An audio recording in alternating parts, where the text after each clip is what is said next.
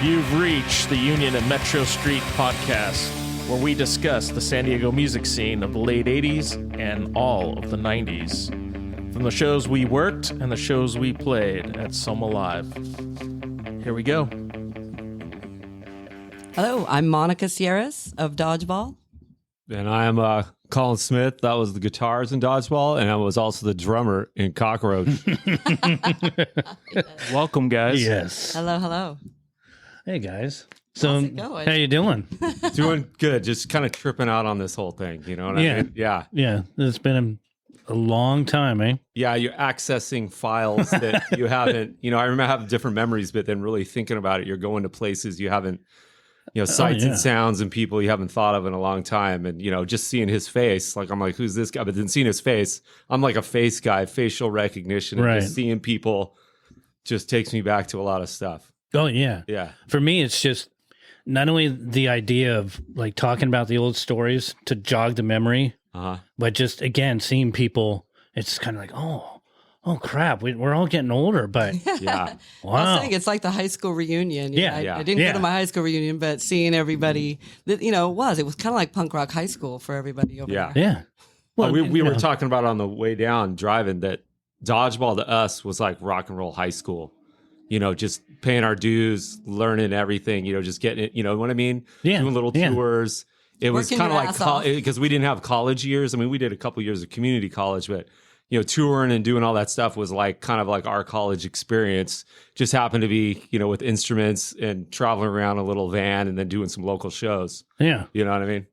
Yeah. And then putting out vinyl. And speaking of, okay, so I can't remember. I've got one or two. How many vinyl did you guys put out? Okay, we had two vinyls. We had Yellow Records 7-inch that had four songs on it. And then we had a Goldenrod 7-inch that had 4 songs on it. Okay. And they were all recorded by we recorded them with Frank Melendez, who was ex-Sprung Monkey, correct? Right. Wasn't he a guitar player? That was when he had his little 8-track studio somewhere in La Mesa. It was in a, like a really nice like office building, the way I remember it, in La Mesa. He had an 8-track analog, and that's where we also did the Lump of Coal song. I think that was the first one we did, and then we liked how it sounded, and then we recorded there with him, and then kind of like those songs got kind of divided up into the 7-inches, And the Lump of Coal was Jeff's thing with Jeff Greenwood, Yellow Records. Okay, yeah. Wasn't Cockroach supposed to do? We're gonna do. I tried to Christmas song or something. We had a Christmas song. I heard it when I was listening to the Cockroach thing. So it's like, I want everything. I want it now. Yeah. So I was trying to talk Greenwood into this punk rock. I'm all it was all about secret songs back in the day. I'm all, just do the regular Lump of Coal, have like a minute of silence or whatever, and then just have our little Cockroach punky Christmas song at the end. It's not going to mean anything. You don't have to list it. It'll just be kind of this cool punk thing. And he kind of wasn't having it. He didn't think it was that cool of an idea, so it never got on there. And I was, anyway, Well, that's as close as I got to actually being on vinyl. Yeah. And of all bands that I was with was Cockroach. So before we get into that, because oh my Lord, just thinking about Cockroach. Let's go back to Dodgeball. Okay. When did you guys start that band? I don't even remember. Okay, Monica was the last member. Did you want to tell the story? We met her. I actually have the reader ad that we met Monica in the photo album here. It was me, Mike Porter on bass. Yeah. And then we had J.D. Mobley was the drummer at the time. He played later for, what was the African? He was in this African band called Bitoto. They would play like SeaWorld and stuff. They got like really good gigs, By the way, every band that's come in here and done a podcast, they've all met through the reader. Yeah. Oh, yeah. The reader. It was like a huge thing. That was the dating of musicians. Yeah, and I can't believe we have the reader ad. So I met them through a reader ad. So they were a drummer and a bass player. Rhythm section. They were looking for like a rhythm guitarist. They said like rave keyboard player, rhythm guitarist, punk rock guitarist. They wanted like a rhythm guy, not like a lead shredder guy. And I called them up, and so we were a pretty good 3-piece. And then we did a reader ad looking for a female vocalist. We were all into having like rad chick vocals. And I saw what the mix of things that they'd put in the ad we had was really interesting. It was ethno chic vocalist with like, I don't know, we didn't want like a white chick. I mean, ethno chic. I don't know. Anyway, so we ended up trying out like 20, 30 people. Oh, no way. And people show up and they're not prepared, that whole thing. And she basically came over, sang, did really, really good. And then I had 4-track demos. And I would give, the ones that did like a good job, like, hey, go home and write to this, and she had a 4-track. So she put my 4-track tape into her 4-track tape and wrote to it. And when she brought it back, it was like, I think it was to Atypical, the song that later was called Atypical. And it just kind of blew my mind. Well, all of it, it's just like, she's got melody, she understands song structure. She's working with the song. She's just not showing up going blah, blah, blah. And it was just awesome. And from that second I heard that tape, I was like, I'm working with this girl. I was almost beat out by a guy, even though they were looking for a girl, and he came up with a pretty great It was song. a pretty good hook. This guy, we were looking for a girl singer, and guys would show up, and this guy... Was he Etho Chic or whatever that was? We were trying to... So this guy came up with this song. He called it during the whole Buttafuoco thing. It was all Buttafuoco love, and he had this rad hook. It went with it, and it was actually really, really good. I wasn't even around, and I still remember I was it's a good hook. He came up with a good hook. Whoever you are out there, Buttafuoco love, whoever that dude was. I can't remember his name, but I had just been playing with Cranial Vacancy, playing bass, and I at that point, moving on from them, wanted to start singing. And I had sang a couple songs in that band and thought I want to move on to singing. And I was looking, I'd gone through a couple of funny, trying out for a couple of different bands. Right. Snake Pit. Snake Pit. It was an all-girl band. That was the first time I was ever going to try being in an all-girl punk band. This is before Slash. Slash is Snake Pit. And I was always really freaked out by girls because girls, they get emotional and there's things, how I've never seen too many girl bands that can keep it together. Right. So I go and audition for Snake Pit, and as I'm there, like the first one I think went okay, and they said, "Okay, come back. This is going well." So I go back the next day or the next time, and we'll come back dressed, right? Oh yeah, and they said, "Come back dressed as you would for a show." Yeah. Well, I'm in my cutoffs and my t-shirt and they're kind of looking at me like, no, are you going to go put on like the heels and the stockings or whatever and I was like, this is my it's my gig. Yeah. And then some of the girls were late, and when they showed up, it was like my boyfriend, and they were crying, and it freaked me out. So we had a great rehearsal, but I went home and I never called them back. And I saw them months later, and they were like, we thought you were going to come sing with us, and I was like, oh, sorry. I don't know what I said, but it was just I got really uncomfortable with that whole thing. Yeah. But I walked into these guys' room, and Mike Porter, the bass player, he had this long rocking hair. Kind of looked like the old lead singer for Excel. Remember how long his hair looked like the Excel dude? Great looking hair. Yeah. Colin had these long dreads. The drummer had some big dreads. And I'm like, this is a good looking band. Like we had rocking hair back in the day. It was like a couple months after I joined the band, I think they all cut their hair. Yeah. Long hair wasn't cool anymore, so we were, I don't know what we were doing. But it was, man. Yeah. I was like, this. If hair counts for anything, this band's going places. Yeah. Right. What year was that? Okay, 90. We looked at the Reader ad actually, and it's dated like early '94. Okay. So that's when we got together, and I think like maybe just 2, 3, 4 months after that of jamming and her writing up, we had some material, and she was just writing up to it, and then we started gigging. Oh, we started playing under horrible names. We were all so indecisive, and I think we played under anything. Yeah, was that the first show, like at the Velvet? Maybe. Yeah. Did you Velvet guys ever? Before? Oh, go ahead. I was gonna say, did you guys ever play any shows at Union? Yep. No. I think I did Cranial.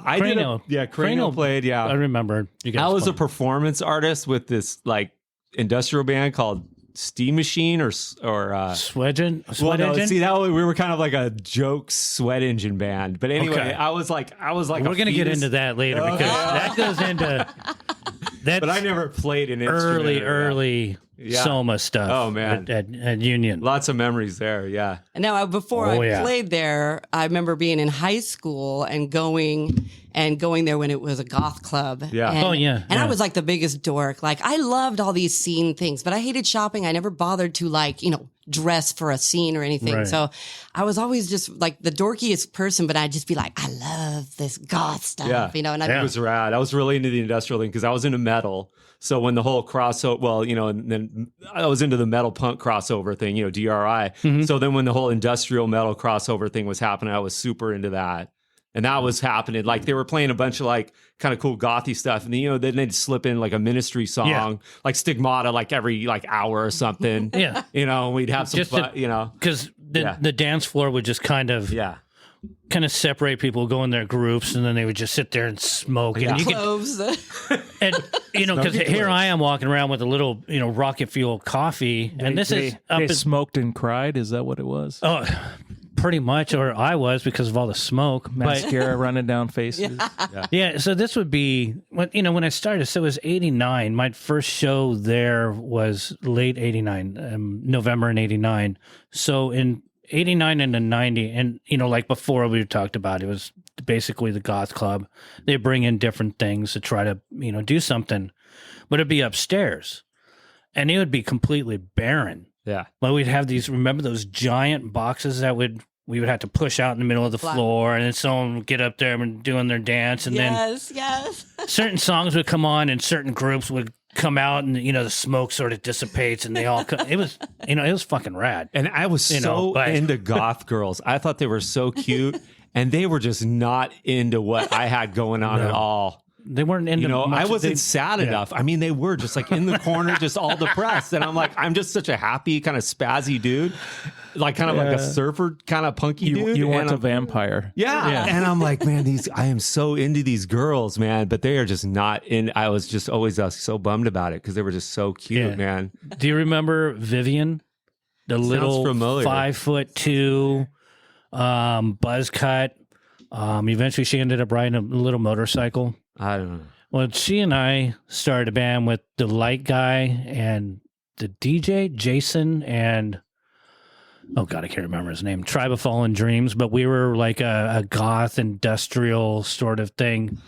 It was a rad project. Do you remember that one band? Okay, we always saw rad bands in the dungeon. There was this one industrial band. They brought all the saws and grinders, and they had like oil cans, and they were like shooting Babyland? Maybe that was it. Yeah, because they would just shoot like Sweat Engine was the opener, right? And then it was Babyland. I think you're right. And the computers. Oh man, and they would shoot sparks. And this is before people really had computers. Yeah. Because there was no pyro at Soma or anything like that, so they were shooting sparks. I mean, it was like awesome. I mean, and they were like. You thought of a lot of industrial thing, and there was guitars, but they never really did that. I mean, they did that. They were pounding metal, and they had drills, and it was like the best. Metal chain. Yeah.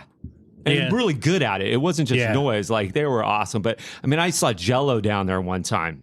I had Lard on my thing. Like, he was just watching a band. I looked over, and there he is. So I'm like, okay. You're always like, well, what do I say? You want to say something, but you don't want to say something stupid. So I'm like, hey, what's up with Lard? Are you guys going to do, like, another album? That was, like, my line, I guess. Yeah. And he's like, he kind of, like, was thinking about it. And he's like, I don't know. And I'm like, wonder if I put the idea in his head. Because like a few months, like 6 months later, there was like another Lard record. And he was kind of like spinning his eyes. And I'm like, dude, Lard is awesome. You guys got to get in the studio with Al again, Jorgensen, and just, and that's in my head. That's like my little dream. Like I put the seed in Jello's head to do another Lard album. From now on. Yeah. Well, it's in the podcast. And now that it's in the podcast, it's almost like, it's got to be true, right? So when Jello calls up and says, hey, fucking no, that's not how it happened. Yeah, not at all. Yeah. But you never. I mean, back then that's how everything was organically. So let's get back to Dodgeball. How you guys started coming together? Early '94, and so Monica's decides. Who was it? Elizabeth Weems, was that her band? Snake Pit. Was that the all girl like rock hair band? And I they could have made some money off of Slash. And wanted the name. Good. They were really good. Slash wanted the name, so he wined and dined him and tried to buy the name. They own the name. They tried to, just a side tangent. He was going to give him a bunch of money. Wow. Like maybe 10 G's or something, and they could use that to record and do all this stuff, and they just held on to the name and did nothing. I mean, they just should have sold it to him. And I guess he just went Slash's Snake Pit. Yeah, so then he called it Slash's Snake Pit. And that's where that came from. So anyway, let's digress. But Dodgeball. It was one of those things. Yeah, they were great. I thought they were fun musicians, but I really was scared of working with girls. I just kind of had never really done it. And so drummer number one, JD Mobley, when I was like pretty adamant, I'm like, Monica's the girl. She's it. It was just awesome. He wasn't having it. For some reason, he didn't like it. I think the story we come up with our head is he had it in his head that he wanted to do the singer, whoever the singer was. And I think he felt that like he wasn't going to lay this chick like by her vibes. You know, she was about the music too. She wasn't about just partying and fucking the dudes in the band. And he was just like, he was out, you know? Right. So then we were just already said all of a sudden starting the whole, we've been through 8 drummers with Dodgeball. So that started the quest of all the drummers. So then we had this guy named Doug. He was drummer number 2. And that's when we started gigging. We had a couple shows with like him. That was early on, yeah. Yeah, and then his roommates came and saw us, and this is kind of like we played like this. It was like the first show, so we needed like more space, like time. So we busted out this really quick "Get Off My Cloud" by the Rolling Stones, which was a horrible song to cover. Anyway, we played it, and his roommates, I basically said, "Dude, this is horrible. Get out of this band." So there goes drummer number 2. And then number 3 was a main drummer for a long time, Mike Gilly. He was on the 7 Inches. He did those Frank Melendez. He was with us for like, a few years. And that was kind of... And he's still playing. He's out still playing. He's in really good Austin, drummer, I believe, now. Really good drummer. But at the time, it was just so fast.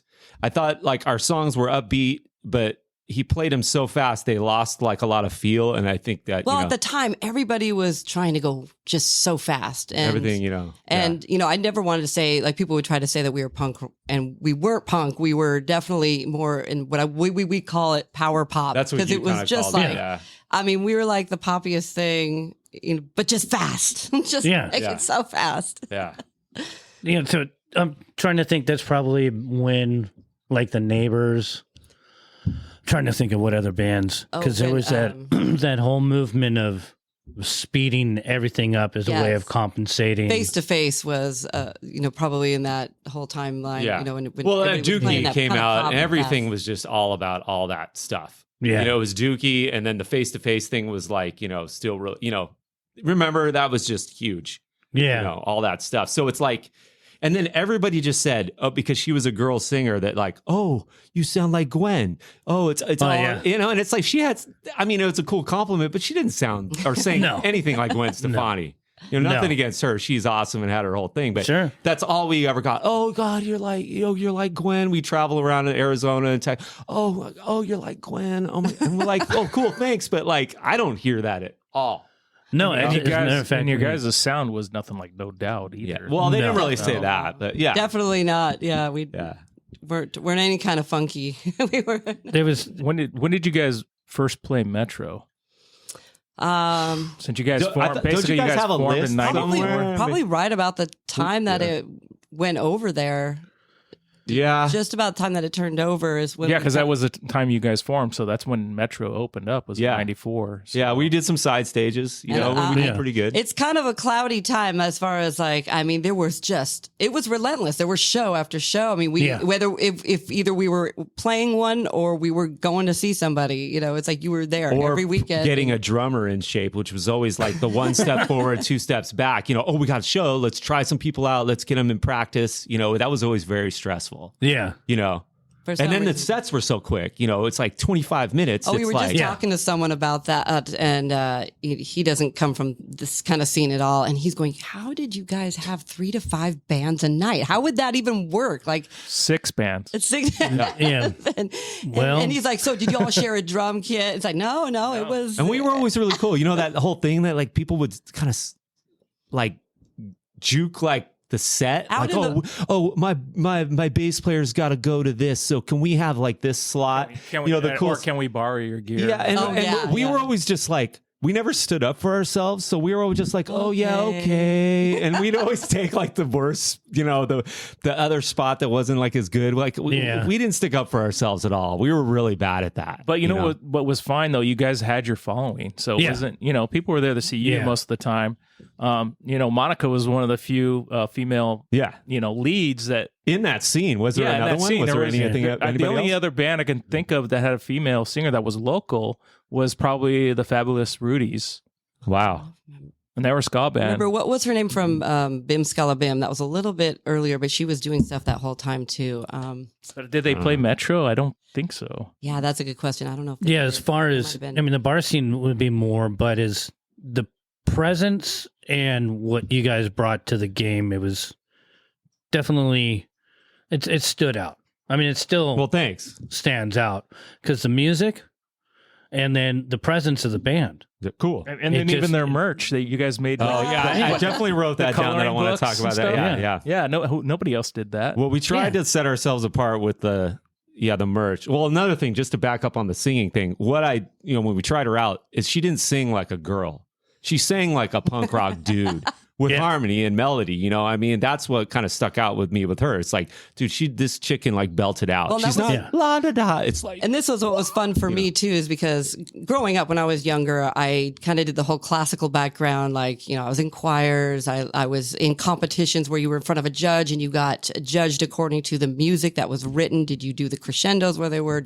So getting involved in the punk scene for me was kind of this release of just like everything. I was so worried about everything, every detail, that I didn't enjoy performing. It was all about, as much as I loved singing, it was so stressful when I was up there because everything had to be perfect. So going into punk gave you this freedom. This amazing freedom to just go for it. Just let it out, let all your energy. You embrace that. Let your body fly wherever it wants. Get all the angst out and relieve yourself of the stress of whatever everyday life. And oh, it did. Get that adrenaline kick going. And So the one thing we did is we did have rad merch. I mean, I was kind of like this artist freakazoid. So if I wasn't writing songs or doing little 4-track demos, basically we were just making merchandise. I would go to this t-shirt place down by Sports Arena. They had white shirts for like $5. Cheap shirts. Can't find that anymore. And then I had these fabric markers and fabric paints that you'd buy, whatever, Michael's or whatever the art place was. And I would, put a board in them and just draw and paint shirts. They were like $10 because the shirts were $3 or $5 to buy, and then sell them for 10. And then we had coloring book calendars, which was Xeroxing. That was a lot of fun to put together, a lot of work, but I mean, it was really cool. And people would just come up to the merch counter and just like roll their eyes and just trip out. You know what I mean? We had toys. We go to like swap meets and thrift stores. Anything we could throw a sticker on and sell that for 50 cents. We have meat thermometers. We still have a lot of that shit too. I mean, we have a box of all this stuff, man. I mean, it's great. We've got the calendars. We'd have the 7 inches. We'd have a couple CDs, and then I had these demo tapes. So I worked at Tower. I heard you guys talking about Tower Records on one of the podcasts. I forget which one did you work at? I worked at the El Cajon one. You guys said there was 2. There was actually 3. By Guitar Center? There wasn't. No, that was the one in La Mesa. So there was Sports Arena, which had a video store next door. It was across the street. It wasn't connected. So it was Tower Sports Arena. That was the main one, of course. And then there was the La Mesa one, which was like by college, and it was by Guitar Center. So that was the La Mesa one. And I worked in one in El Cajon City. It was kind of down the street from Blue Meanie on Fletcher Parkway. I didn't even know it was it was by this KFC, and it was actually awesome. That was like my first like record store job. I could do a whole separate podcast on that, but I was like like a clerk for a long time. And then the big art boards they used to put up on the walls, those 4-foot art board. They had 2 artists at the time, and they were all just jaded and pissed off. They ended up quitting, and I took it over. So I did the job of 2 artists, and I was the art dude for the before that ended. I was there like at the last part of Tower Records. That's when Russ Solomon, the guy that gave it to his kids, and they kind of changed the format, and then CDs were going out. Everything was going, the whole Napster thing was going on, so you couldn't really sell anything. So I was there the last 3 or 4 years. He was painting those big years. The big record. Yeah, the big art board. So I was kind of the art dude, and then that's how I would get the bennies of all So anyway, I digress again. So there'd be all these promo tapes and promo CDs. You get all these free things, and they would just give them out to everybody. There was all these like little cassettes, right? And I would make these demos at home or little singles. So if I'd get these little cassettes, and you put the tape over the, how you could record them more if you put the Scotch tape over the little tabs. So I would get all these just tapes. They were just going in the trash. And then I would just sit at home duping all these singles. So we'd come to a Soma sideshow, and there would, I'd have all these just singles for that show. And it'd be funny because in between like little takes, there'd be some other random band in between our songs. Like on purpose. Like I'd record a demo and then leave 3 seconds of some other crazy shit. Or it'd be backwards. It would be like Black Mass, like upside down, backwards. And then, we'd give those out, and it would be that one single. So, but did it have the other band, like a different band's name on the cassette? We cover it up and tape it up. I mean, and then the cardboard sleeve, you'd, peel it, reverse it, scotch tape it, and then we draw. So I was like a freakazoid. I don't know where I had all this time. I would draw on each one of these tapes, and we'd have 20 of them for a show or whatever. Yeah. So we had this crazy shit that no other bands had. I don't know. And then we'd mail postcards. You get a mailing list for people going. Dude, we were nuts. The postcards were not printed up. So when people gave us their address, we would hand draw hundreds of them art postcards, and then before a show, we would mail these things out, snail mail, and then people would, in their mailbox would get some. I could imagine these adults. They're going out to get their bills and stuff out of the mailbox, and then there's this crazy card with some weird dragon bug thing on it. It says Dodgeball, and then they got to give this to their kid. Hey, you got some mail, and they'd be like, "Oh, rad!" Hopefully they'd be like, "Oh, rad!" They're playing at Soma and.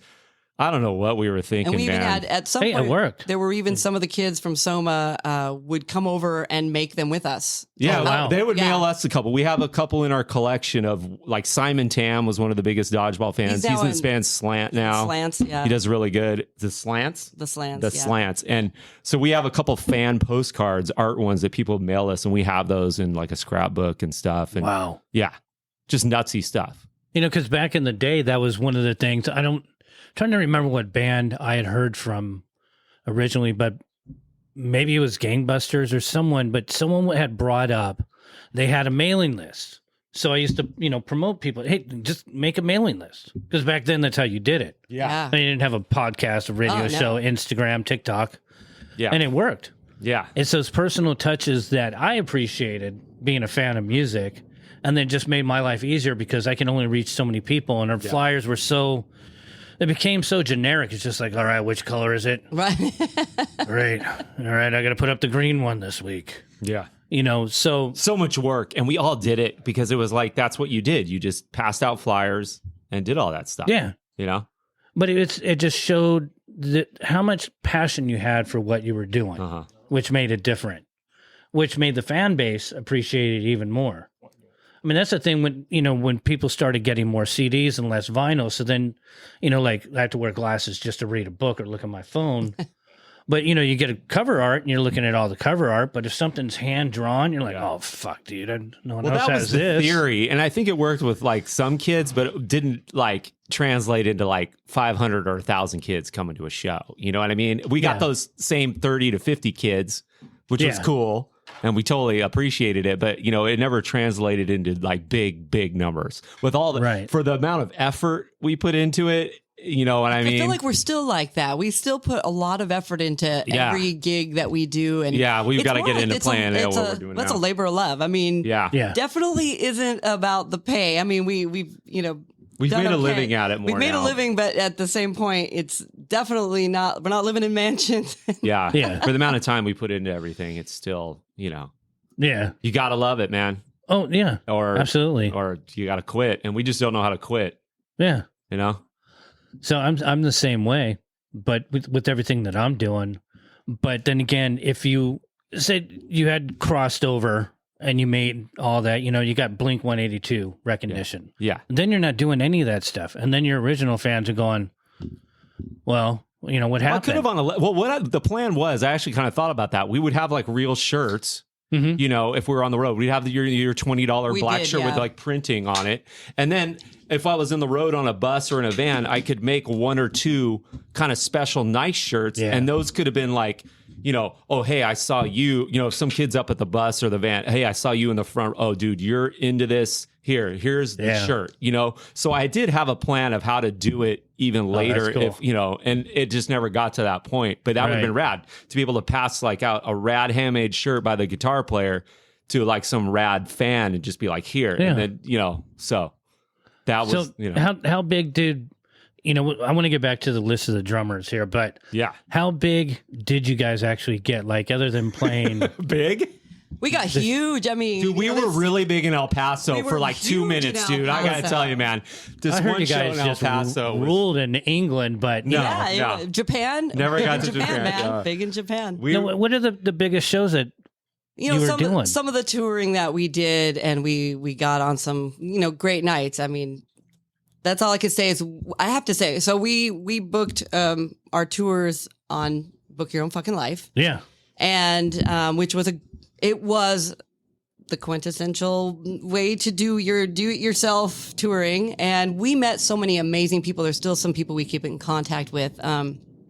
Like we would go to Ryan Arcata. from Arcata. We played at was it Hugs Not Bombs or Love Not Bombs house, and I guess that was like where the mayor lived, and he was like an 18-year-old mayor of this town, and so they would have these punk rock parties in the kitchen of this house. Yeah. And I remember that. And that was some of the greatest stuff. Okay, quick side story on that. So Brent's playing drums, drummer number 5, and I guess this jar falls down or falls off this thing, and he thinks it's like a jar of like weed, right? And he's like, "Oh man, he didn't smoke, but the other, we other 3 people were stoners." And he's playing, and he shoves this jar over to the side. He's like, "I'm gonna get, I guess they're gonna love me, man." Yeah. So he gives it to us, and he thinks he's getting us like this jar of weed, and it turns out to be like some spice. It's like whorehound. It had fallen off whatever. the shelf when we were playing. It had rocked off. Yeah. So he got it for us, but it didn't turn out to be weed. He thought somebody was throwing it to us, and we have it. It's another memento. It's on my shelf. We have the jar with the Dodgeball whorehound, yes,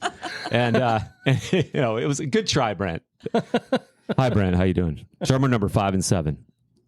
And 7. Oh, yes.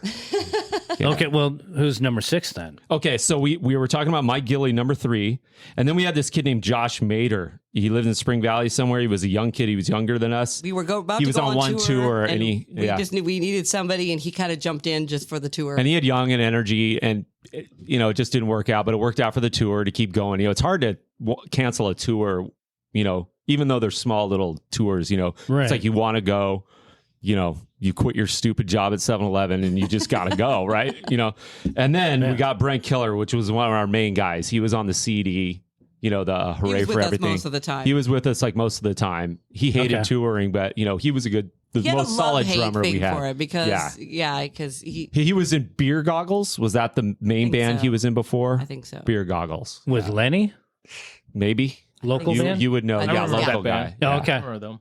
Yeah. Okay. So he came from that, and he was actually a fan of Dodgeball. So when we were looking for drummers, he, for some reason, he got a hold of however that happened, but he was a fan, and he was stoked to be in the band. Yeah, and he was pretty good for a while, but he had this really solid job. Like he had a real job, like none of us had. So none of us had real jobs. He didn't want to leave. I was a valet. I valet park cars. He was like, I'm working for Toyota. They've got things like you get raises and things like that. Yeah, I don't want to lose benefits. Benefits. Yeah, we didn't had like one of those. No. We had a no really good retirement package there. What? No retirement package when you're in a band. No. Yeah. We still have nothing. I mean, we've been playing together since 94. What's the math on that? Oh, our 401k is just doing great. Almost 30 years, right? Yeah, or 25 years. We're going to have a 30-year playing together anniversary here at some point. It's coming up, I know, in the next year or two.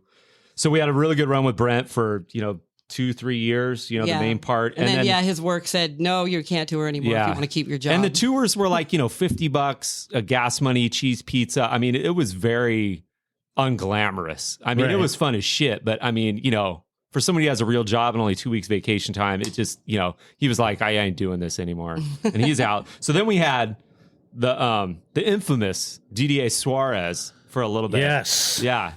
Which he's a great guy. I forgot about that. Yeah. He wasn't in the band too long. It just wasn't the right fit, like band wise. You know what I mean? It just wasn't. He's a trippy dude.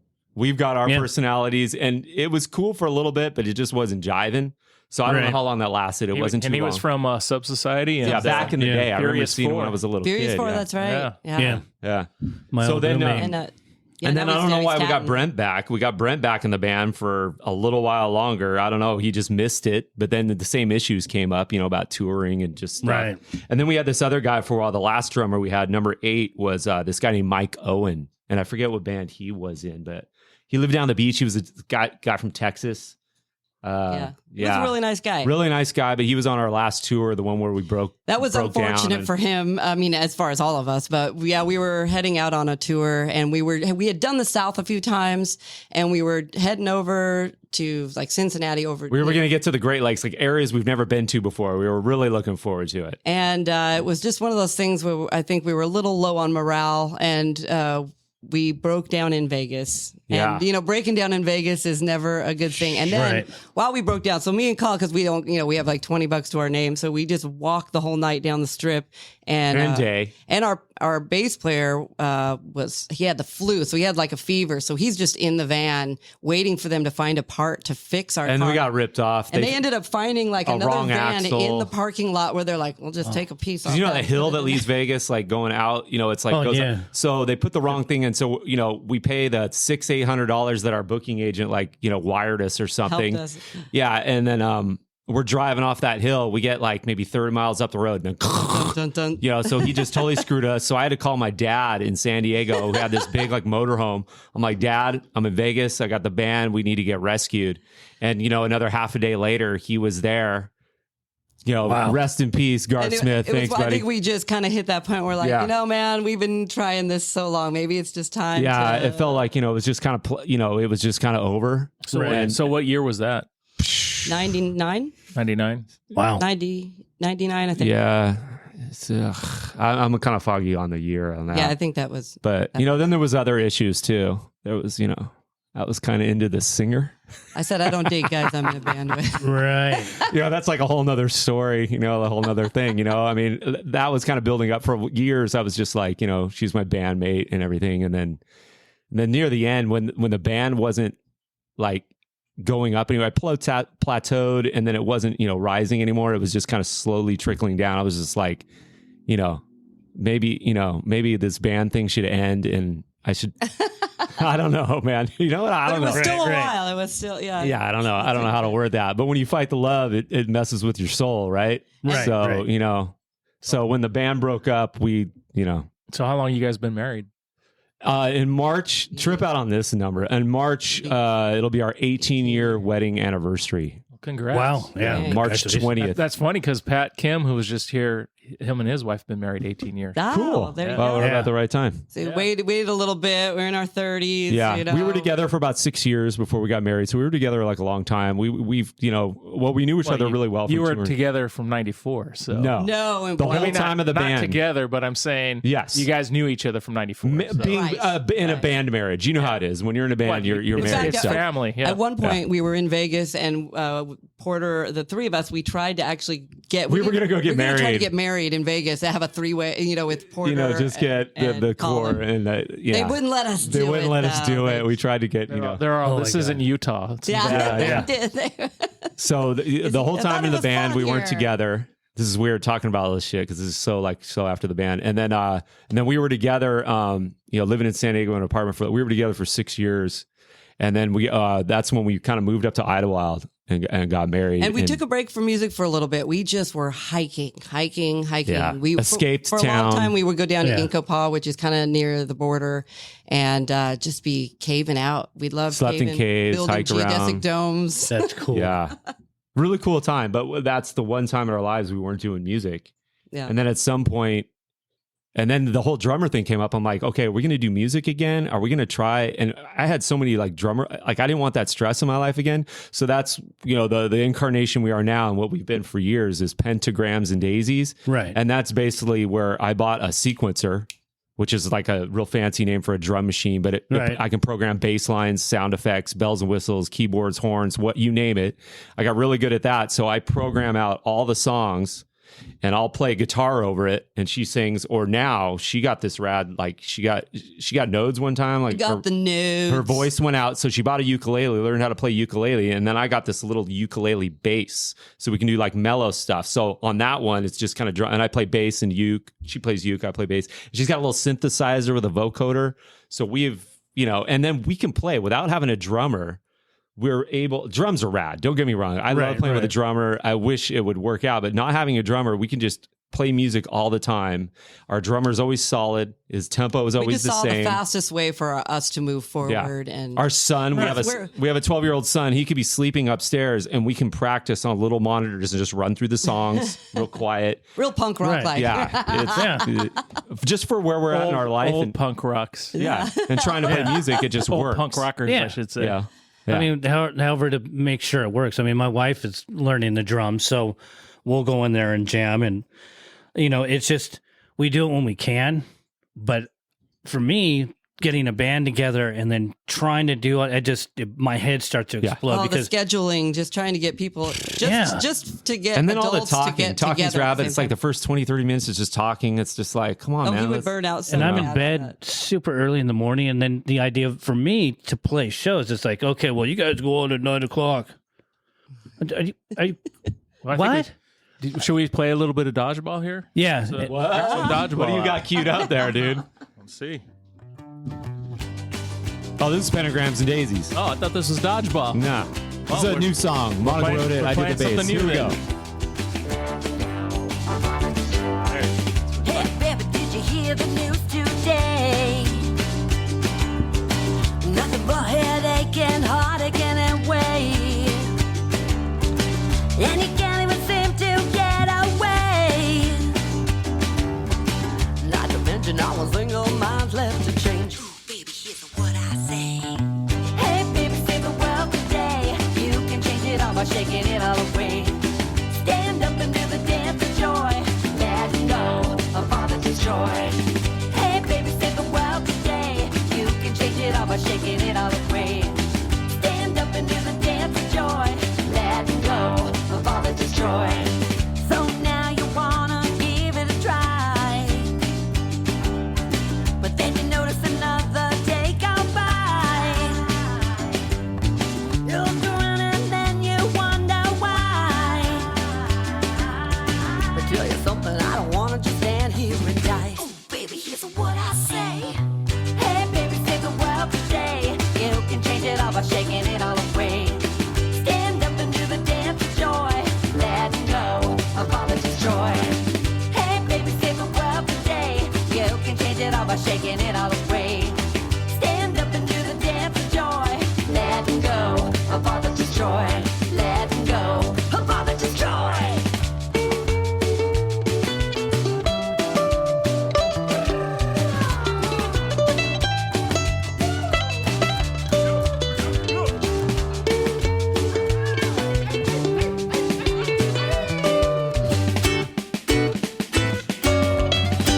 Baby, here's what I say.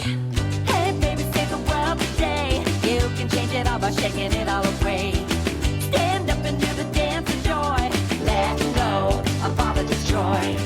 Hey, baby, save the world today. You can change it all by shaking it all away. Stand up and do the dance of joy.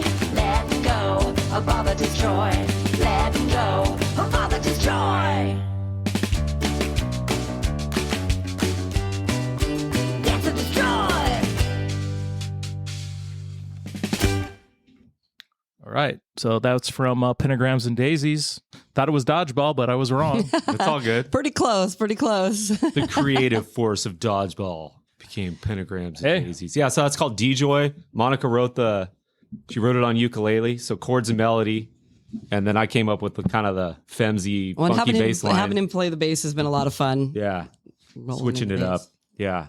We're having a lot of fun. So our cover band, well, it covers and originals, Pentagrams and Daisies. So we're up like in a tourist town, and it was just all like the same classic rock, Brown-Eyed Girl, Sweet Home Alabama bands, right? You know? And I'm like... And I love classic rock. It's rap. It's a good time. But I'm like... But and then they're really doing unprofessional. We just saw... Because we were waiters and bartenders up there. That was kind of like our main gig, you know? That's how we'd make money, being artists. And we just... And you're supposed to play for 45 minutes and have a 15-minute break. 45, 15. But these guys would just take these huge breaks. I'm all, you know... If we play some other stuff, some different songs, rad songs, and just be a little more professional, I bet we can get like a lot of work. And that's how we started it. So we started playing. That's about 2008. So people come up to Idlewild and they think they're going to just hear like classic rock and pinecone bands, which is like, you know, that's what I just call the guy with the acoustic guitar singing, you know, John Denver or whatever. And there's a lot of that. But I'm like, you know, people come up from LA and they're not going to expect to see what we do. Right. You know, we have a stereo field. So we throw in songs that definitely most cover bands aren't. We throw in some metal, some punk, and then we do some Fugazi. We do, and in between, we'd pop in something like Laverne and Shirley's theme song. You know, right? Yeah, we really like mix it up, but then giving people what they want to. Like we have, you know, stuff people can get up and dance to. We got a lot of punk rock. We got some classic rock. All over the place. Yeah, all over the place. We got a Tool song. We do 46 and 2. And it's awesome. Like, we kind of nail it. That's on our Thursday Dance Injection. I mean, we got this rad version of Sound System By I know other people. Do you know that one, Dan? Yeah, but like they play the horns. I programmed out some horns because they played sound system in front of Tim Armstrong. Yeah. Oh, wow, man, that's woo. They actually try to get him to go up there and sing it. Actually, I stood next to him at their show in San Francisco. It was I can't remember where we were at, but I don't know if it was that day, but that was at Soma, right? Yeah. Which one? When you guys played with Rancid, right? Yeah, well, we did a little tour. So we call it coffee shop arena rock, or the biggest sounding duo on the planet. That's how we kind of describe it, because it's hard to like kind of tell people. And when they think we're a duo, they think we're just gonna be sitting there with acoustic guitars singing doing the same songs. thing. Right. But we set up these JBLs. We got stereo sounds going in, and we try to make it sound like 5 or 6 dudes, like a big rock band, but it's just us 2. That's cool. Yeah, it's pretty neat. But people need to, once people see it and hear it, then they get it. It's hard to kind of explain it to me. And, we play a lot heavier than that song you play, too. Like, we have a Rage song. We do Aerials by System of a Down. Damn. But then we got, like, fun poppy stuff, too. Yeah, we got. We love St. Patrick's, actually. That's coming up. And we tend to do, like, we'll do an Irish show where we do a lot of Dropkick Murphys and Flogging Molly. We can do a whole, basically an hour and a half of Irish punk stuff. So it is interesting, though, going from Soma, where we would play 20 to 40 minutes at tops. And you were busted in, and you just put every single bit of energy you had into that little space. And then we started doing this cover thing, which neither of us had really done, out in the world too much. Now we are, but at the time, and they want 4 hours. But so you're playing for 4 hours. With Dodgeball, you guys are playing in front of teenagers, and now what's the audience everybody, like now? Everybody from 21 to 60. The 40, 50-year-olds really dig it. And again, we live in this really trippy town, and a lot of times when there's events, it's everybody from, from the little kids to the old people.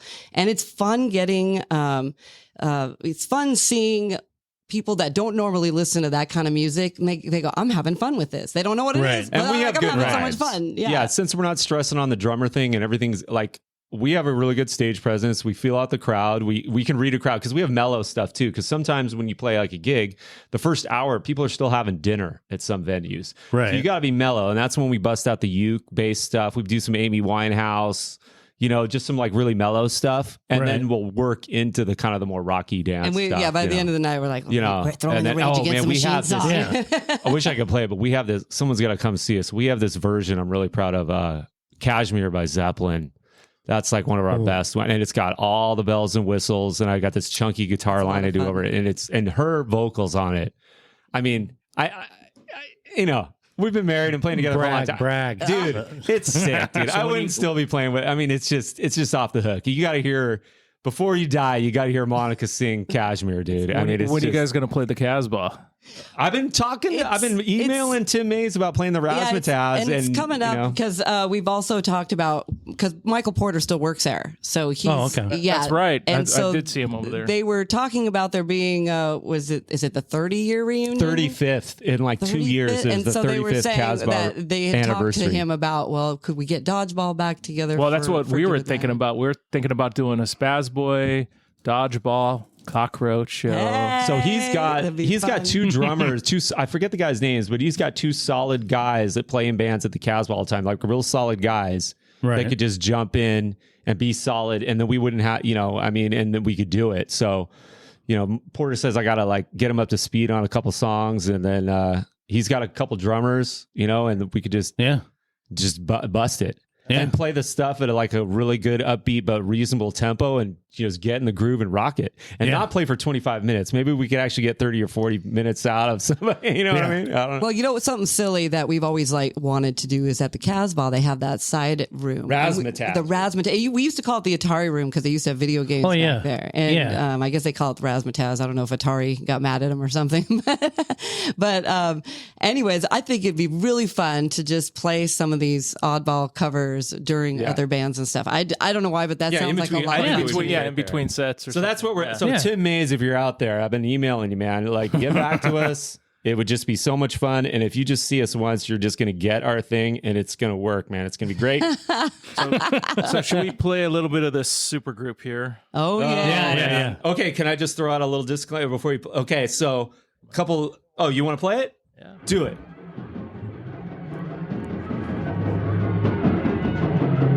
You can talk to it.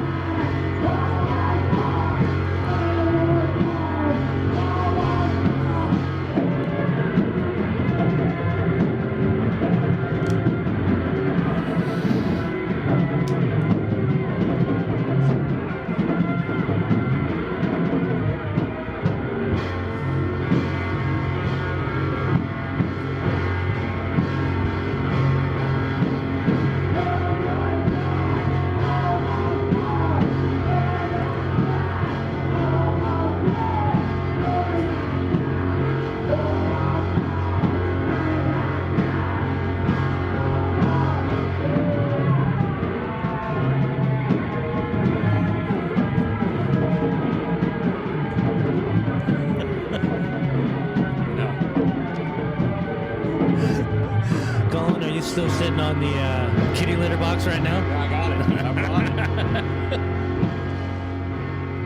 Throne for kings.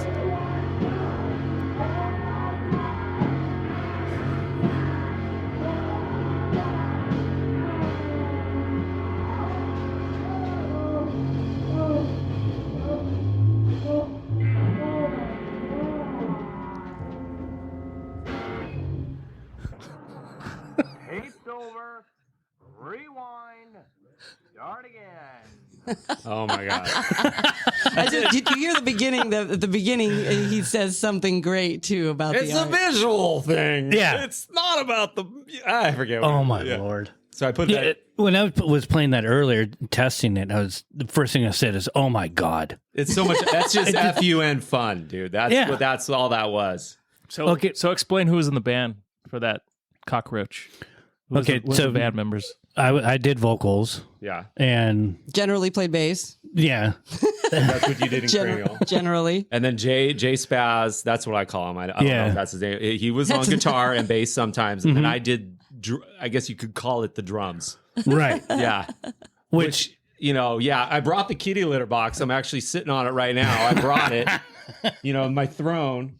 So it's like the kitty litter box. I don't know where that came from. It was just about just being funny and having a show, and then I had these toms, and then I was trying. What I was going to say before the song, if you notice, like the third verse, like it's a little slower, right? Because like the way the songs would end would I would just get tired. We would just play as long as we look at Colin and like, can you do another verse? If we can do another verse, as hard as I could, and just give it all. Every song was 110%, and then when I just ran out of gas, it just kind of slowed down into a retard, and then it was like over. I mean, it was like I was just pooped. Yeah. And that's why that third verse is just a couple maybe 5 beats slower, because I'm like, I'm dead, Yeah. And that one must have been at Soundtracks. I think we rented Soundtracks in OB. Remember that place? That's where we would rehearse and wrote songs. I think it's a one-track like Ghetto Blaster recording, because I used to record all the Dodgeball. I was a nut about recording everything. So when we had those Cockroach, so that's the one Cockroach like album I have.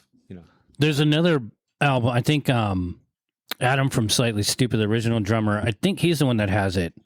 But then there's the show from the Velvet. Yeah. That. He recorded that? He has that? Someone else had posted that, and it's just from the board? so blacked out you can't see anything. Is it like on the board? I think it's just from video. a hand cam. Oh, I can't remember Back who in it the is. day with all the special lighting they had. And Oh yeah. Well, I still remember when you guys played Metro, and at that time I was doing the door still, and I went in through the front, and you guys had just went on, and all these kids were like, "What the fuck is this?" So I had the kitty litter throne, and then what I did is, like baseball bats, so they have that ring on the end for, I don't know what that's called, but what I did is I take the drumsticks and I put like a bolt and duct taped it, so I had kind of like, I made like a bat end, so that would like kind of stick into my hands. So I was getting tired, I wouldn't flick I could just keep them. Right. And then the songs would slow, and then it was just mayhem. And I just remember okay, now this is the question I have for you. Now, who got that together and how did it come together? I have no memory of how that started. To be honest, I've been trying to think about this and I cannot. Granted, I think I was sponsored by Bud Light at that time. So, I don't. It was probably just one of those in the back of Soma where, that's what I was thinking. You know, what do you think about? I do remember sitting out on the street sometime, and I don't know whose idea it was, but I just remember, like, I was a big fan of SOD back in the day, right? And I was talking to Monica about this on the drive down. Like Scott Ian, you know, he just knew that was the SOD singer was this roadie guy. Yeah. He just knew if he got him on stage, he would just rule. Yeah. And then I just remember, I don't know if it was me and Jay talking or how it came up, but I'm like, if Jerm was the lead singer frontman, whatever, it's just gonna rule. I do seem to you just have this presence. I'm like, knew it just like, of course, that was the cat. Of course, you just had. We just knew you were going to be the best front man, and I do seem to recall sitting out near the in the back doors there, right? And you talking about like, I want to work on a new project. I want a new project. Was Jay sitting there too? Like, how did Jay? Well, we were always all back there. Yeah, so. Yeah, probably. Because that show at Metro, the kids were like, "We came here to see Dodgeball and Spazboy. What the hell is this?" Oh yeah. Well, that was a total chaos show, right? I mean, they were the headliner, and they had 1 million people there for them. But I remember writing the songs. Okay, so "Oh My God," if no one could tell the lyrics, it was "Oh My God, Almighty God," I think, which is kind of weird because it kind of sounds like a religious song. It was very. Spiritual. It's a spiritual, uplifting tune. But anyway, that was called like Noise G. Like I remember just coming up with these simple concepts like, okay, everybody do noise. I'll come in with a beat and then just play G. I mean, it's just like Noise G. Right. And that became Oh My God. And all the songs were like that. There was another one that just kind of built up and then ended. They were all very just simple punk rock, garagey, just, simplistic as hell, because with all the pop punk that everyone else was doing. And then, so I'm thinking that was probably, it was either after I did Meat. I don't know. Ooh, that might have been. Yeah, it was after you did Meat. Okay, so Meat was, B, tuned down to B, strings are flopping, super slow, 2 basses, just wow. I never saw that. That sounds pretty fun. And 3 gnarly vocals and just, guttural, just make your insides kind of turn a little bit. I want people to have nightmares. And then, so at that point, and then we named that because of the whole huge vegan movement and how a lot of these, the kids all were vegan. And then so everything that wasn't vegan, it was just shit. It was like the early woke movement. Yeah. So we named it Meat. And then with Cockroach, it was because I'm deathly afraid of cockroaches. I see them, I scream like a girl. Really? Oh, yeah. So why was that? Why did we come up with that name? It's because you were scared of it? Because I could scream like I'd seen a cockroach. Now, we have it misspelled, right? I mean, it's cockroach. It's not. Yeah. How is a with real the exclamation point? Okay. Okay. I forgot that. Okay. So how is the real cockroach spelled? Like how is, because we spell it COCKROACH. Yeah. How is a real COCHROACH? Okay. So we're cockroach. Yeah. It was like, Again, just another middle finger to. Because Jerem was cocky. That's why. I got the photos. I've got photos of us playing at the El Cajon proof Music that it Theater. happened. I have photographic evidence. Here's the Polaroids that Monica took on tour. I was big on Polaroids. Yeah. Well, that was real time, right? Back then. Yeah. I mean, it was interesting because people didn't have a phone to take photos, so having photos from then was actually pretty rare. Yeah. Can you imagine if we had our iPhones back then? Can you imagine all the pictures we have? Oh my God, the things that went down there at Soma. Come across on the podcast. It's these 8 photos right here. That's Music Trader. And this is my favorite, the one where you're like falling backwards. Full glory mohawk. Falling backwards. So I don't know if you have a scanner. I'm going to let you scan those, but I will not give those up, dude. But so rad. What freaking shirt am I wearing in this? I don't think you are. You were starting off with something. He usually wore that fishnet shirt. Yeah, that's in the other gigs. Yeah. So I have those. So just memory lane right there. I mean, it happened, man. And you can see a couple of them where Jay is just like almost like in tears laughing so hard while we're doing it. Yeah. I think Monica too. Like, and I'm like just beating the, and then I'm standing up. I think there was one song where I would like hit the cymbal while I was running in circles around the drum set or something, anything I could do to just like elevate the showmanship because of my lame drum ability. You know what I mean? Just. But that was the whole thing. Yeah. I remember talking about like, if we're going to do this, you're going to play drums. Yeah. Because it can't be serious. It's got to be. I wanted everybody to not play the instrument that they did, so it had more of a raw effect. That's why I really wanted Monica to play guitar and then Jay jumped to play on bass. a little bit. I remember the first time Jay played the bass, he's like, I've never even held a bass. Like at Soundtrack, he picked up the bass and like he was like had fish fingers. Like he just didn't get it. Yeah, he's like, I've never even held one of these things. And I'm like, well, that's the sound I'm looking for. Play the bass because you can't play it. Exactly. So in essence, it's kind of, as I look at it now, I always think of the Stooges now. Yeah. But there was no peanut butter. But I wasn't exactly, I'm not a stationary singer. No. All over the place. So, and then, I have to put on this freaking show and you paid your $5. So and everybody knows who you are. So you gotta show up. You gotta show up. There's a little bit of pressure on you more than any of us. I cannot phone this in. You cannot. Yeah. And realistically, that's just. Yeah, because who is everybody looking at? They're looking at Jerem. It was all about Jerem. What the hell is this guy's problem? But it was, and you forgot everybody this. was waiting. I got to tell you something else because they were all toms, right? All my drums were toms, so the kick drum was a floor tom. And I heard you guys talking to Jay. There was a kicker. I didn't hit it with my foot. There was a kick pedal, but what we did is there was no stands. So when we played the Soma sideshow, part of the act was we come out, everybody sets up. Oh yeah. So you had a drill and I had a screw, and we brought out the tom, and we wood screwed the tom right into the stage. I mean, it was like, wah, wah, and that's what held the thing there. And we had to unscrew it at the end of the gig. So all of a sudden, all the kids are like lining up in front. And, we kind of made a thing about it. When we were walking out and you had the drill, hey, look at this. Part of the show. I mean, what other band have you seen that drilled the kicker into the, I mean, that set the tone right there. It's like, okay, dude, this is going to be punk as fuck. Get ready. We're going to blow your fucking brains out. Yeah. Yeah, and there's no way that we could really even get away with doing that. If another band tried to do that, you work there, so I would have lost my mind. Right? No way. I think Len probably lost his mind as well. It was 2 holes, and it was totally worth it. But you worked there, so you had the free pass on that. That's why we know we could do that, and we didn't do that at other venues. But like, okay, this is the show. Let's drill the fucking thing in there, and it was great. Yeah, See, where's my album? That's from the heavens. Yeah. It's from the heavens. But so that being said, I'm trying to think of back to the actual roots of it and why we even who instigated the idea. Well, go ahead. I mean, I don't. I kind of know that again. Some of it came from us. When people would line us up and say that we were punk, and we just thought that we're not hard enough to be called punk, so it's kind of like an unhonored. We'll show you what punk is. Thing to So I think that was about it. Right. Yeah, we wanted to go. Now this is what we would do. Yeah. So when I think of punk, I think of really quick, easy songs. It sounds really bad. It's just but an expression of just and just kind of artsy. Let's just letting out these feelings. Yeah.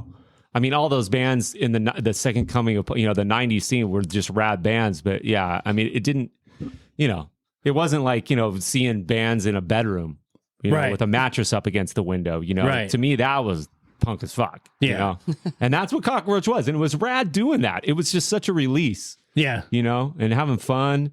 Yeah. And, it was real raw. It was quick. Like, I mean, we did a few shows and then it was over. Yeah. Yeah, that's what I was going to ask. How many shows did Cockroach do? I remember 3. 3? Yeah. Because I think Jay said 4 or something. I don't. Was Music Trader the first one? Yeah. And then Total Chaos might have been number 2 or 3. And then I know we did the Velvet, and that's all. Did you guys play a house party? I was going to say, wasn't there some house party? Some house party in college area, and that's all I remember. I don't even remember the house party. I remember these college guys. I remember I don't know how we got that gig, but I remember being like, what the hell? Like, they didn't know what we were doing. Again, God, I don't. It was the oh my God. We played the religious song, and it's bringing in the chimes of heaven, dude. I mean, that's what's going on. The bells are ringing. Yeah, I don't even remember that, but I do. The crazy thing about it is when you look at some of the pictures that I have taken from the back of the stage, looking forward, because there's all the Swindle kids up there. Yeah, and they're just like, what the fuck is this? It was great. But Derek from Spazboy was standing there too. Oh yeah. And being on the riser, being on the drums, in the back, there was a whole different view for me. And just looking out, like I remember there was this song, I don't know which one that was called, but it went very pogo-y song. Yeah. And that's when there was a sea of people pogoing. And to me, I was like, this is just magic. I mean, that you can't even describe that feeling, because we weren't Sprung Monkey. We never played the main stage and had that sea of, all of a sudden it's like, how is this happening right now? We're doing Cockroach and it's like insane and it's rad. Yeah. And that was a beautiful thing about it is like we're looking at each other laughing, going like, we work so hard at Dodgeball, but dude, this just came together and it was just fun. We ran a soundtracks in 2 nights. Boom. Let's gig, Yeah. Oh my God. It was great. So have you heard it, like listening to that song last night when I sent it over? Was that the first time you've heard it? And like, I listened to it this morning. Yeah. Prepping all this. And it's, other than the one video, I think I shared it. It's the hand cam or whatever. I want to see that sometime. And the sound's kind of, I have to find it. It's probably on the group. And it sounds kind of meh, but that, I haven't even. Well, I worked on that. Like I got the whole practice. I'll give you the whole session sometime. But that I kind of, it was just a 1 track on a ghetto blaster. So I tried to EQ it. It's in a digital, I put it into a digital machine and tried to like get something, because the vocals are a little low. I tried to EQ it to where the bass was more. And you could hear the vocals, and that's the best I could get it to sound. Yeah. It sounds. It's just raw. Yeah. It's oh my God. It's press, record, and play on the tape, Yeah. I can't even believe that people even care and want to hear us talk about this crazy shit. That's what's kind of tripping me out. The Facebook page was like going bananas. We're going to have Dodgeball. Where's Monica? We want to hear Monica do a podcast. And that was like the last request we had, actually. Yeah. Maybe you guys should actually have her back because I talk too much. I'm such a spat. You got to have her back to just do a Monica one, and then you can get more of her. Yeah, I know. I'm just, No, I think it's coming out good. All right. I think everything sounds. I'm totally geeked out. This is taking me back. I just sit back here and laugh and think about all these times. Like, and that's what it's about. It's about sharing the memories. It's bringing back memories. So, and I just want to say that all the people, seeing Pat and you guys all look like shit. You guys haven't aged well at all. But my wife right here, she's held it, man. She still looks good. She looks the same. Yeah. Exactly. She didn't lose it. Yeah, she's killing it. No, you guys do look good. I didn't. Seeing you was awesome. I knew exactly who you were when I saw your face. Yeah. Dude, you looked like you were 50 back when you were 20, dude. So, So he looks younger now. He's doing great. Here's the funny thing, right? Oh, shit. There it is. There's the hug, baby. Well, no, you don't look bad at all. I was just trying to make a joke. You look good. Age. Yeah. But, So did you guys want to play something? This will be the first time. Did you? Yeah. Well, it was that same song that you played. That's the one we had ready to go. Yeah. Okay. I thought maybe you wanted to play something live. But it was that D-Joy song. If you couldn't get that to work, we were going to play it live, and that's what we don't want to have anything else prepared, do we? No worries. I don't even think. Not this one. And this is history because this is the first time we had a female come in and podcast. So. Right. For the woman. Monica's the first woman. Played songs, which I thought it'll be a cool dynamic. Got some talking and play some tunes. Well, we did that with G-Spot actually with John. So I haven't heard that one. I got to listen to that. We haven't put them out yet. I'm trying to we're going to compile a bunch of stuff and then get them. And it is mixed good, and mastered. It's good to hear all these different angles because there was so much going on. There were a lot of people in the scene, and you would circulate with all these different bands. So there's all these little tiny different memories that happen. Oh, here's a pretty good Soma story. So it was a Green Day show, and I was in cranial vacancy at the time. Yeah. And my old the old singer, Mike Chapman. Yeah. And I don't know if you remember Mike, but he was this little Jewish guy, kind of wall-eyed, and he just it was a real character. So this was union days then? Nope. It was Metro? God, I really have trouble. I think Metro I think was it might you have been guys the new one. Metro was 94 to 99. Union was 86 to 94. Because we didn't play the show. Me and Mike just went to go see Green Day. And, okay. And it was funny because in the middle of it, I was like, oh, let's get in the pit. We're having fun bouncing around in there. It's a lot of fun. And he's waiting for his moment. And finally goes, okay, now. And he jumps in and he's got these glasses, prescription glasses he's wearing that are from like when he was like in the 3rd grade or something. So they're little kid, they're tiny little glasses. Immediately in the pit, someone rips them off his head and everybody's laughing and throwing them around. And Billy Joe stopped. He's like, hey, everybody, hey, give me those. And he took the glasses and he's like, who are these? Mike's like, they're mine. And he's like, well, come on up. And so he had Mike come up on stage. And I don't know what song he sang with him, but he got him to sing a song with him.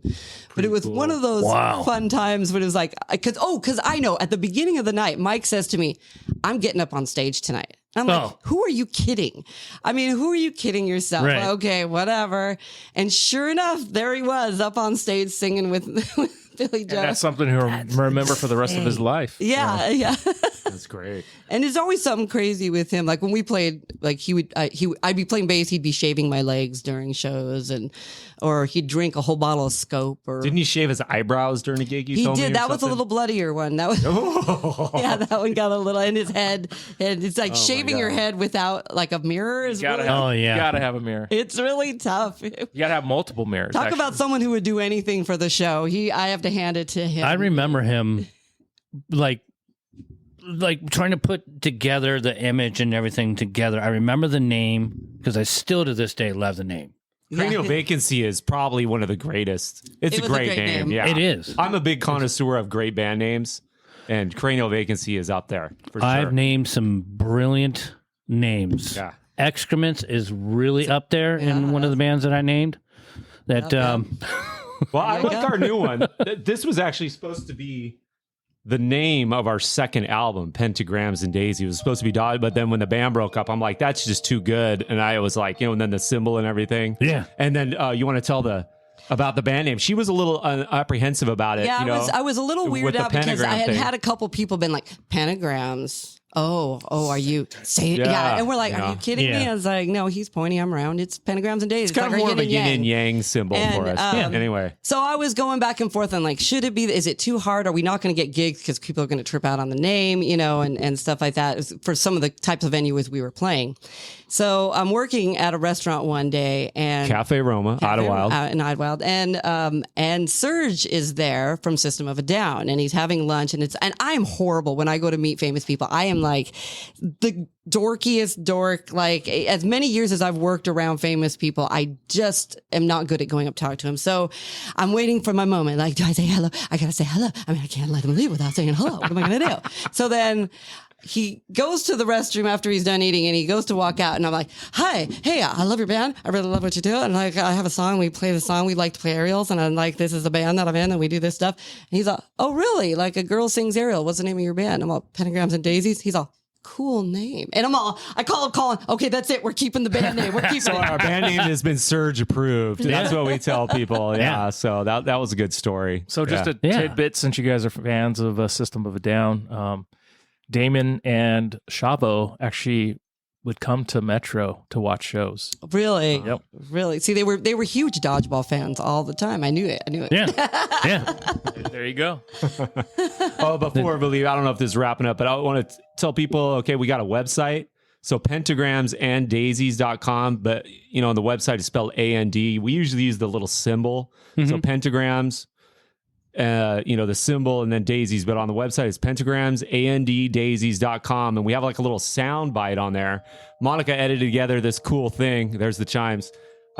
It's just so clubs can tell like what we're doing cover wise. So it's a little sampler, and instead of playing songs and songs and songs and taking too long, it does like 20 seconds of a song and goes to the next one. So if you go down on the left, there's a little thing that says P&D Tasty Taste Sampler. Check it out. It's really fun. You get an idea. We go anywhere from Amy Winehouse to Rob Zombie and everywhere in between, and it's a lot of fun. So, I mean, that's awesome. So anybody wants to check that out. And we were looking to do some gigs in San Diego again. Yeah, we want to definitely see you guys out here playing. I think everybody that came out would have a good time. They would trip out of what me and Monica do now. Our act right now is just bizarre and great fun. It's a lot of fun. It's a lot of fun. And that's a way to promote that if we guys can get something, put former members of members of Dodgeball. Yeah. and Cockroach. That would bring the old fans out, so that would be good. It'd be a lot of fun. Definitely something going. Yeah, we just don't even know. We've been gone 20 years now from San Diego, which is like really bizarre to think that we've been gone that long. So when I come back and I'm thinking of old gigs and those, places don't exist anymore. None of that's around. Yeah, the tower I worked at doesn't exist anymore. When I looked at Soma and saw they were doing all these hip hop bands, I'm like, well, I don't know what I would do with that now. It's like, nothing against it. I mean, I like that, but it's not what we do. Well, the town has changed so much that even trying to see like talent, like looking at names for anything, even at a bar, I'm going, who are these people? Yeah. And then I realized, oh, wait a minute. I haven't been serious about, shows and any of that since 1997. It's been a minute. Yeah. Yeah. And I just feel, it makes me feel super old and then out of touch. And then it's like, well, is it local?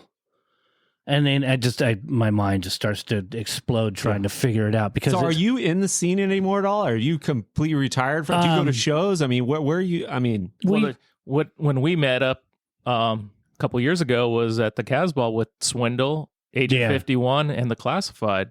So it was like a Soma throwback that Rob Perlman. They were playing, or were you guys just hanging out? They played. Oh, wow! I hadn't seen him in years. Actually, I saw him at Soma San Diego when I was working there. He came. I'd love to see the Swindle guys. They were like, we call them kids. We thought they were the Swindle kids. I remember we all went. A whole group of us. Sorry, Swindle. You guys look older than us. They look older than us. They didn't age well, huh? No. So we all went to Disneyland at one point. It was during the recording, I think, of all that lump of coal and all that. So that whole group, a whole bunch of us went to Disneyland, and everybody's dressed all punk and everything like that. And so there were a million, and not to be racist, just was like Japanese people that would be like, picture, and they would get us all in. So somewhere on a bunch of Japanese, you guys mantles, were a tourist attraction. Yeah. Well, because they had all the clothespins and they had the whole thing. At the time, spiked hair. So it wasn't happening like it is now. But but they were just really tripped out on seeing it. A couple of those Swindle guys don't even have hair anymore.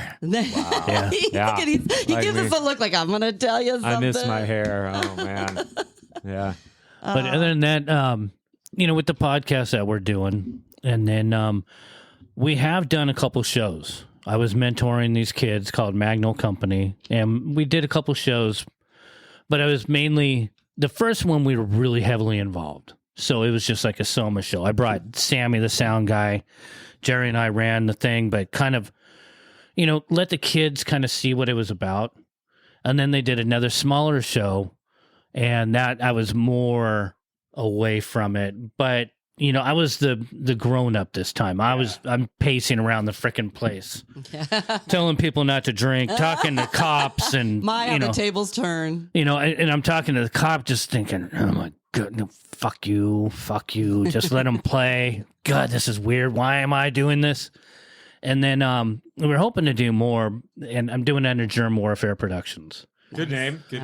But realistically, and I was also doing my charity at that point. And then the skateboard company, and then my full-time job, and then this. So it was a matter of eliminating the things that aren't making sense and aren't moving forward. Because for me to trying to get with the kids, I have to get on TikTok and snuggle and it's like he's face hash cracks and hash brown, Cobra Kai hash brown. Yeah. But I don't do that. I don't like social media. I get hacked all the time. I don't really know what the hell I'm doing. Oh, that's us. I get insecure about it because I feel so fucking old. I still write notes. That's hard. We all come from that do-it-yourself on paper era. Yeah. Like we said, every I still flyer, make a poster. He does. He when still we play. We do the Facebook flyer thing because we have to, but I'll still make a flyer and go staple it up at the coffee shop in Ottawa because I want a poster and a flyer up. You know what I mean? Yeah. And not about you, but we're looking for that feels like it's real. That kid or that person who wants to be another member of the band to do all the social media because we need to hire a kid. Yeah, but that's the thing is I was working. They were all early 20s. Yeah. But I've noticed at this point that there's such a divide. I mean, the gap of age and from what I was, I did celebrity judging where I did a battle of bands. So I was a celebrity judge. Nice. And there's awesome. There's a couple of these other guys that were there that were, they're still in the business doing production and all that. And when we had our meeting in the beginning, they're like, "Oh, you're Jerm. Oh, wow, that's cool. Good to meet you." And well, I do this, and then, at the end of the night, it's like, yeah, that fucking old guy. That guy was in Cockroach. And I felt I'm so out of place, and I feel old, and I feel removed. Yeah. So it's to get back into it and actually start making things come together and to be able to do it properly. Jerry and I are working on some things, but it's, Well, maybe we can, maybe we'll get something together sometime. It's got to feel right. It's got to be the right thing. But as far as musically, my wife and I have what we call the left outs. Nice. And we just, like I said, we just jam. But maybe we can get a jam going here after this podcast wraps up. We'll get. Well, I'll teach you the huge arrangement of Almighty God, and we'll whip it out. Bit of an opus. But in the meantime, obviously there's either lizards in my front yard, and that's the ring that keeps going off.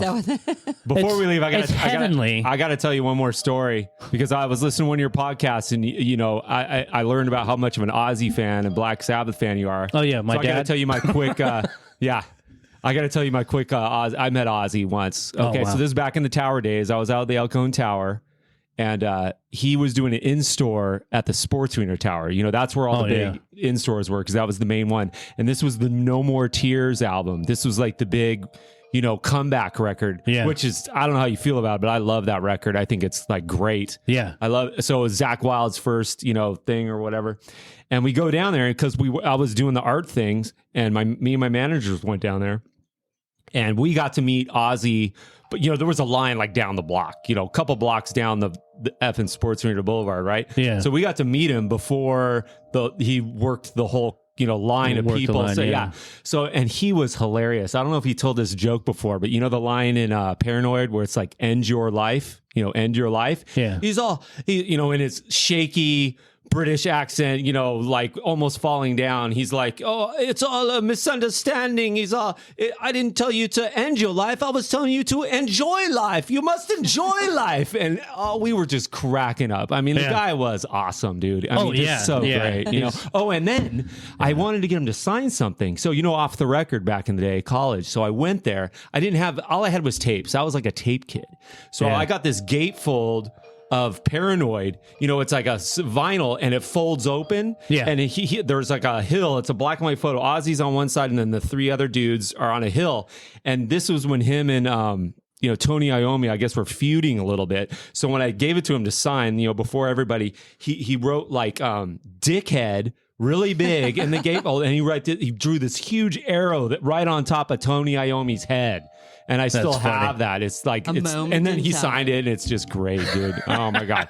Ozzy is great, dude. I mean, I'm going to be bummed. You know how like you see people die, like people are dying all the time on the phone? Yeah. When him and Willie go and it comes across the phone, I'm going to be bummed out. Yeah. Yeah, I got to hang out with Ozzy the summer of 2000. I was on Ozfest working for a band that Sharon signed, so I knew the whole family. I had dinner with Ozzy a couple times. And was that during the show, when the show was on TV and everything? No, this was before. Oh, okay. Yeah, it was maybe 2 years before the Osbourne show came out. But yeah, Ozzy's totally humble. He's a great guy, and I never had anything bad to say about him. I actually became a fan because of hanging around him. So, and he was like what you guys would say, like during the autograph signing, I mean, he was shaking and just like, but then we saw him that night wherever they were playing, and he just becomes a person. Total different person. I mean, he was still throwing the confetti out of the pail, and he was jumping around and clapping, and it was just and put on one of the best frontmans ever. I have to say, like I always loved when I was a kid growing up and listening to his lyrics, and I think he was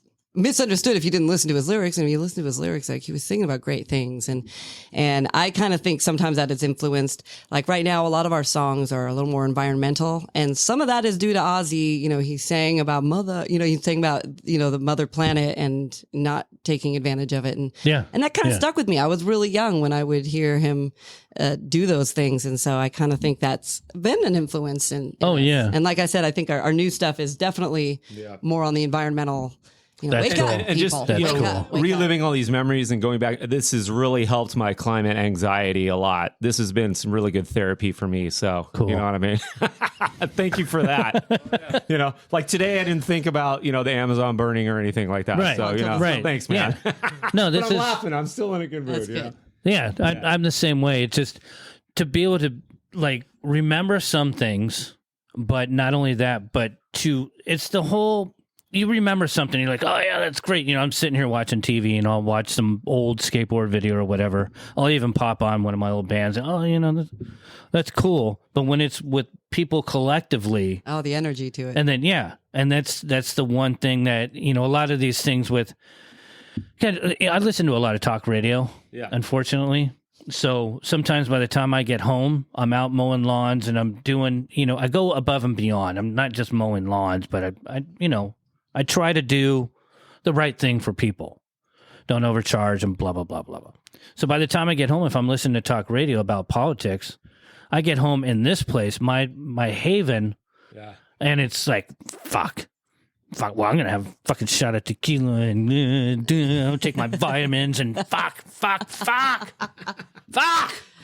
And then I stare at my ramp and I should fucking skate. Fuck that. I'm pissed off. I brought my board and my pad. I'm an old guy. I wear wrist guards and pads, but we might skate it up here in a second, huh? Yeah. We're going to go have a little skate sesh? Yeah. I got a screwed up shoulder, but I can do some kick turns right now. Well, I don't learn anything new. I just do the same old tricks. I mean, I'm old too, man. I don't want to eat it. Yeah. Hey, I think we win. I think we win for like the longest podcast of this whole thing, dude. Hope you don't edit all this.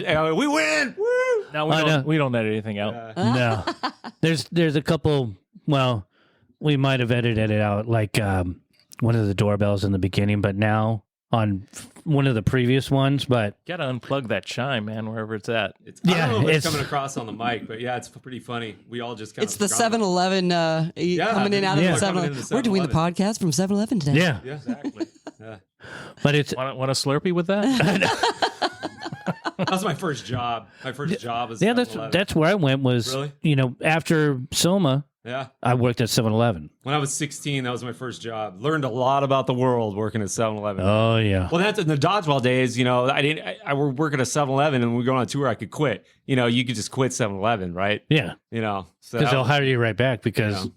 7-Eleven. They're always needing somebody 24 hours a day. Just like at a gas station. Yeah. End up going back and you start doing graveyard shift and then they move you up to swing shift and then you open up and they go, you're too hungover. That's a different podcast. I got a million stories of that. Oh, yeah. Place. Oh, After I quit there, I ended up doing stagehanding. And one of the gigs that I did happened to be back at Soma. The only time I think I remember doing a gig there. And I think it was Megadeth. Okay. Oh, that was the night before our New Year's Eve show. Is that Metro or Union? That was Metro. And we were putting up moving lights, but didn't have a drop-in ceiling or anything like that. So we'd put the lights in and they were so low that they were going to hit everybody's heads. So we had to take those lights out. But I always remember that was like a really trippy thing to come back after. It was, quite a few years after we played. Yeah. And so we did play the main stage one time. I don't know if you have a date on this, but we played the main stage 7 seconds. Maybe I shouldn't have to mention it. Oh man, yeah. Okay, so we moved up and it was raining, and I think what it was, I wasn't a fan of 7 seconds, but I think it was one guy, original member. Only one. So it was one of those things where Kevin. it's not really the band, so nobody came. I mean, the main stage was big, and there was maybe like 60 people there, which for that place was like nothing. Highlights. So our one chance on the big main stage was a total flop, man. Because you remember how many people that main stage held? A couple thousand? No, not that many. Really? 500? 1375. Wow. Yeah. So we didn't even get to the 75, I don't think, dude. So, I mean, we're 60 is a small show for the side stage. Yeah. It was just one of the, man, it was the one of weather those was things, horrible, and they didn't they didn't draw. You know, we had a couple of our kids from the postcards. We sent out our postcards, and we had a couple of those kids there. But I mean, it was like raining cats and dogs for San Diego. It was a pretty big storm. Okay, and I just remember it being like people were just like, you guys remember what year that was? I was hoping you would have like a list. I'm thinking of that 97-ish. Really? Yeah, 7 seconds on the main stage at Metro. I know that for sure. Yeah. And we got to get that reader. We got to hit those people up. That's right. Yeah. That's right. They have all the info. They have every I just show. want to end it on a really high note. Yeah, well, that was a good one. We probably got really high after that, I'm sure. You could go higher. Well, it was good seeing you guys. It's been so long. Good seeing you, man. Yeah. Like I didn't know. Listening on the podcast, I didn't know I still don't know who Mikey Beats is. I got to see who this guy is. I got to see his face. You know? It's good seeing you, Mikey's man. done grows up.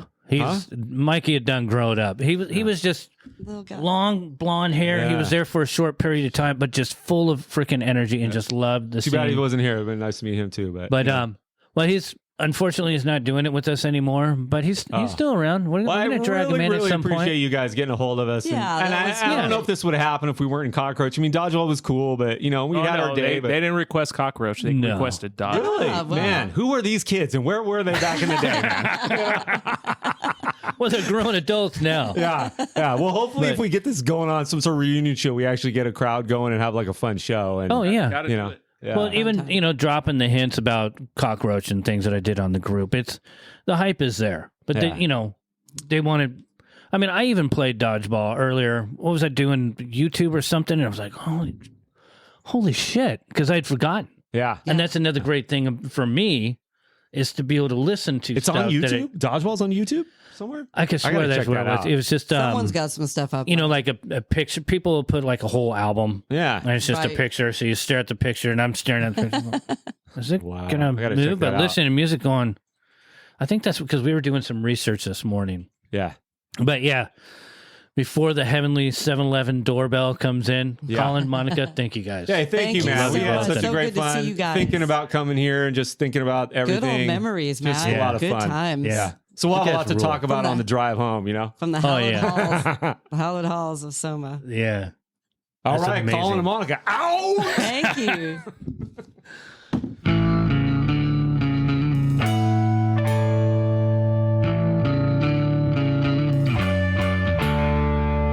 This podcast was recorded at Red Rum Skates. Mixed and mastered by me, Jer. Music provided by Break Anchor.